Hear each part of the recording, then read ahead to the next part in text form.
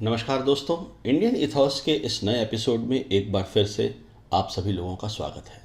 Friends, आज न केवल भारत में बल्कि पूरे विश्व में श्री राम के नाम की लहर चल रही है। न केवल अयोध्या में सभी भक्तगण हर्ष और उल्लास से सराबोर हैं, बल्कि देश और विदेश के कोने कोने में जहाँ जहाँ भी सनातन धर्म को मानने वाले लोग हैं, सभी स्थानों पर लोग खुलकर सामने आ रहे हैं और अपनी भावनाएं व्यक्त कर रहे हैं। अच्छा, ऐसा हो भी क्यों ना, जो रामलला अब तक हम सभी लोगों के हृदय में विराजमान थे, 500 वर्षों की प्रतीक्षा के बाद आज वो अपने भव्य मंदिर में अयोध्या में विराजमान हैं। दोस्तों, जो श्री राम कभी पृथ्वी पर एक शासक के रूप में जाने जाते थे, जिनके राम राज्य की कल्पना करते हुए आज भी हम सपने देखते हैं कि वैसे न्यायपूर्ण व्यवस्था कब मिलेगी, ऐसा क्या हो गया कि उन्हीं श्री राम को एक ऐतिहासिक पुरुष न मानते हुए एक बहुत बड़ा वर्ग माइथोलॉजी का हिस्सा बता रहा है। और ऐसा क्यों है कि आए दिन हमें किसी ऐसे वाद विवाद का भाग बनना पड़ता है जिसमें हम ये डिस्कस करते हैं कि श्री राम सही में थे कि नहीं। हमारी जितनी भी ऐतिहासिक कहानियाँ हैं, ये आखिर में मिथक कब बनी? ऐसा क्या हो गया समय की रेत में पीछे, क्या बदल गया कि एकदम से हम सभी लोग, हमारे आसपास ये चर्चा होने लगी कि श्री राम मिथक थे कि नहीं, श्री कृष्ण मिथक थे कि नहीं, क्या रामायण और महाभारत वास्तव में हुई? तो दोस्तों, आज के इस एपिसोड को हम शुरू करते हैं।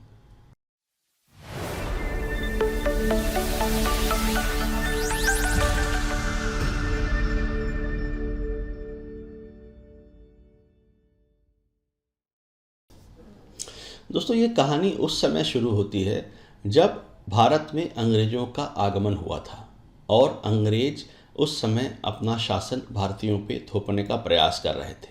ये वो आरंभिक दौर था जब एक बहुत बड़ी उलझन अंग्रेज़ों के सामने आ रही थी भारतीयों पर शासन करने के मार्ग में। और ये उलझन थी भारतीयों का अपनी संस्कृति के प्रति बहुत ही ऊंचा गौरव, अपने ज्ञान के प्रति उनका गर्व और अपने धर्म में उनकी अटूट आस्था। दोस्तों, बात खाली यहीं तक सीमित नहीं थी।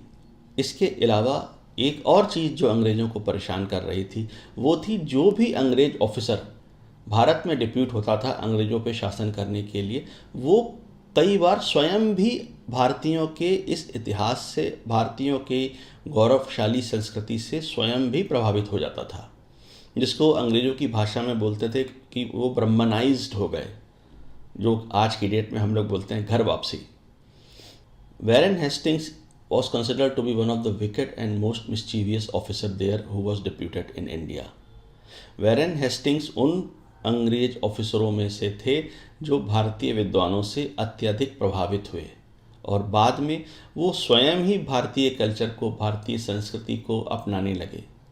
और एक तरह से देखा जाए तो उस परिवर्तन को ये कहा जाने लगा कि he was Brahmanised by the Indians. ऐसे में अंग्रेज बहुत ही परेशान हो गए और अंग्रेजी अफसरों का इस तरीके से भारतीयों से प्रभावित होना किसी भी तरीके से वे रोकना चाह रहे थे। इस सिचुएशन से डील करने के लिए एक डिबेट ऑर्गेनाइज की गई इंग्लैंड में 1806 से लेके 1808 के बीच में on high moralities of Hindus. दोस्तों, इस डिबेट में मिनिमम 30 पेपर्स प्रस्तुत हुए और जिसमें हर एक पेपर कम से कम 100 पन्नों का था। और इस डिबेट का कंक्लूजन ये निकला कि भारतीयों के प्रभाव को अंग्रेजी अफसरों पर यदि कम करना है तो उसका एक ही रास्ता है कि हमें 3 सूत्रीय आक्रमण करना होगा भारतीयों के अंदर, सेल्फ डाउट क्रिएट करने के लिए, उनको डिमीन करने के लिए।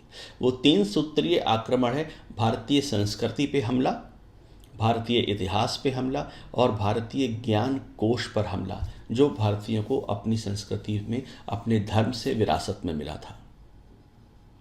और इसी प्रक्रिया को आगे बढ़ाते हुए ये निर्णय लिया गया कि भारतीय साहित्य को सबसे पहले डाइल्यूट किया जाएगा और जो कुछ भी भारतीय साहित्य में लिखा हुआ है उसको अंग्रेज़ों ने ये निर्णय लिया कि उसको दोबारा से वो स्वयं लिखेंगे। और इस प्रक्रिया में सबसे पहले एक पुस्तक लिखी गई, history of India by British. और इसमें जिन दो ऑफिसरों को नियुक्त किया गया, जेम्स विल और चार्ल्स ग्रैंट, 1813 में इन दोनों अफसरों ने हिस्ट्री ऑफ इंडिया लिखी। इन दोनों लोगों को खास तौर से ये ताकीद किया गया था कि वो भारतीय इतिहास को लिखेंगे, इंडियन हिस्ट्री को लिखेंगे, इवन विदाउट विजिटिंग इंडिया। और ये बंदिश इसलिए थी कि कहीं ये दो ऑफिसर भी अगर भारत गए तो वहाँ की भारतीय संस्कृति को अपनी आंखों से देखकर कहीं वो भी प्रभावित ना हो जाएं। और इसीलिए लंदन में बैठे बैठे इन दोनों लोगों ने हिस्ट्री ऑफ इंडिया लिखी। और यही हिस्ट्री ऑफ इंडिया फिर एक सिलेबस के रूप में उभर कर आई, जिस सिलेबस को हर एक ब्रिटिश ऑफिसर को उस सिलेबस को पढ़ना होता था इससे पहले कि वो भारत में नियुक्त हो। और बाद में अनफॉर्चुनेटली, दुर्भाग्यपूर्ण तरीके से, यही पुस्तक हिस्ट्री ऑफ इंडिया को भारतीय शिक्षा व्यवस्था में भी घुसेड़ने का प्रयास किया गया या सफलतापूर्वक घुसेड़ दिया गया। दोस्तों, इन दो अफसरों ने जब हिस्ट्री ऑफ इंडिया लिखी और भारतीय इवेंट्स को, इंडिया में जो कुछ भी हमारा इतिहास रहा उसको जब खंगाला, तो इन दो लोगों ने जितना भी कुछ हमारे साहित्य में दिया हुआ है उन सभी चीज़ों को माइथोलॉजी डिक्लेयर कर दिया। जितने भी ऐतिहासिक ग्रंथ, ऐतिहासिक घटनाएं भारत में हुई थी, भारत का कई सौ साल पुराना इतिहास, उन सभी चीज़ों को अंग्रेज़ों ने पौराणिक घोषित कर दिया था। और इसको पौराणिक घोषित करने के पीछे जो भी आधार उन्होंने लिए थे वो आधार भी मैं बताता हूँ। पहला आधार तो ये है कि उनका ये मानना था कि ये जो भी घटनाएं दी गई हैं, ये घटनाएं जेम्स अशर आर्च बिशप जो आयरलैंड से हैं, 23 अक्टूबर 4004 बीसी सवेरे 9 बजे जिन्होंने सृष्टि की रचना की तिथि निर्धारित की है, ये सारी की सारी घटनाएं जो भारतीय बता रहे हैं ये उससे पहले की लग रही हैं, इसीलिए ये होना हो पौराणिक ही होंगी। दूसरा आधार उन्होंने ये बताया कि अलेक्जेंडर ने पोरस को 326 बीसी में डिफीट किया था। सिकंदर ने पोरस को 326 बीसी में हराया था और तब हराने के बाद उसने भारत को सिविलाइज्ड किया।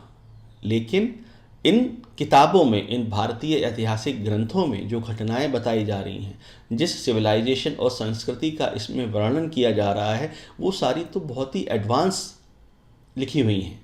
तो ऐसा संभव ही नहीं है। जब अलेक्जेंडर ने यहाँ पे आकर भारतीयों को सिविलाइज किया तो उससे पहले से उससे भी अधिक एडवांस सिविलाइजेशन भारत में कैसे हो सकती है, ये दूसरा आधार था। अब आप सोच सकते हैं। और तीसरा आधार उन्होंने बताया जो सभी लोगों को आज की डेट में मालूम है, आर्यन इन्वेजन थ्योरी। इसमें उन्होंने ये बोला कि आर्यंस ने यहाँ पे आक्रमण किया, आर्य लोग भारत आए और भारत में उन्होंने आक्रमण किया और भारत में वो संस्कृति लेकर आए।